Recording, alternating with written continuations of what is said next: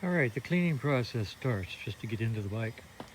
I've used a whole bottle of S100 on the engine, and I'm going to spray it down with 409 and then spray it off and then take it inside. So, put it on the lift. Well, there appears to be a motorcycle underneath all that accumulated dust. Interesting. Now, S100 doesn't do beans underneath with all this caked on crud on the bottom of the engine.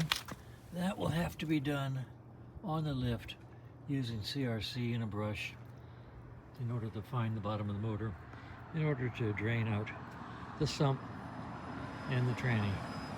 But basically, got all the dust off. One of the nicest things about Arizona is you can wash your bike and watch it dry, even as you walk around it.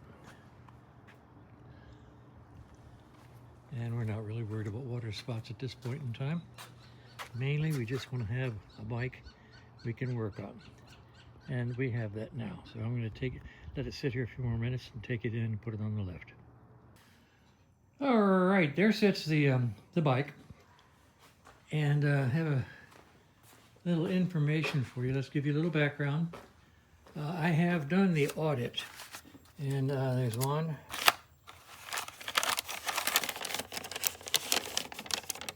two, three notes, three pages of notes of things that basically need to be purchased for the bike. Okay, and some are question mark, like fork seals. Maybe they're okay. Probably not, but maybe okay. Rear shocks, kind of a big cost, but once again, it's been sitting for, oh my gosh, how many years?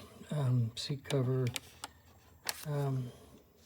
fork nuts, just all kinds of stuff. So there's 3 full pages of notes on stuff that has to be purchased. I'm going to go inside and get all the part numbers and all the prices and submit that to the client. That satisfies the requirement for the audit. That's parts, not labor, not suggested repairs, parts.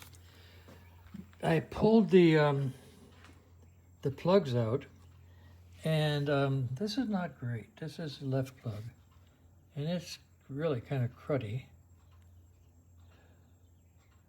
So that's bad.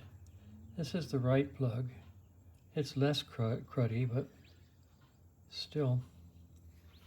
This fell out from underneath the bike when I was trying to kick the engine over. I'm not sure what that is. That's interesting. I mean, it just fell out. It looks like it might be a side cover holder, or I don't know. I'll keep looking. That's an interesting deal. Okay, that brings us over here to the biggest problem that we either need to address or stop working on the bike. Okay? I'm going to put this up here in the tripod, and I'm going to show you what I have. The bike is in 4th gear right now. 4th gear, up in the air, rear tire is off the ground, and I'm going to attempt to turn the engine over in a full cycle. Okay? I'll talk loud. 4th gear.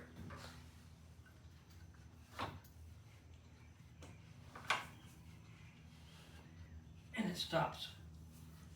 Let's go back the other way. I'm turning the engine over this way with it in 4th gear. And it stops.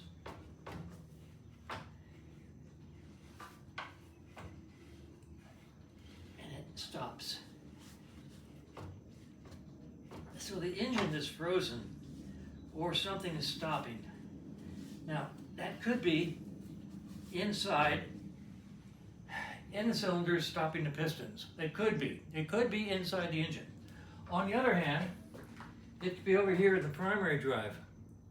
If we open the primary up, maybe there's something in there stopping the crankshaft. So at this point in time, we've done the audit.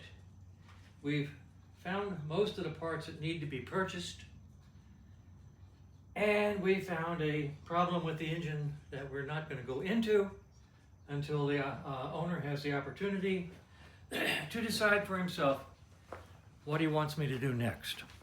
So I've got an engine that won't turn a full revolution. it might be a stuck valve.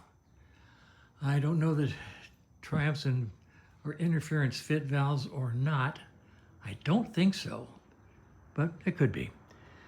And it could be something in the primary, stopping the primary drive from making a full revolution. The first thing I would check would be inside the primary. That's the first thing I would take apart. It's not the transmission, because I can put it in neutral and the rear wheel turns. Let's do that right now.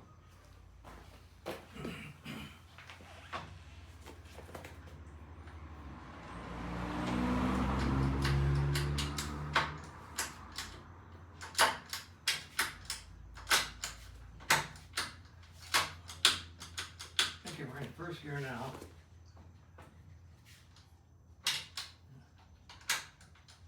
There's neutral, and I can turn the wheel.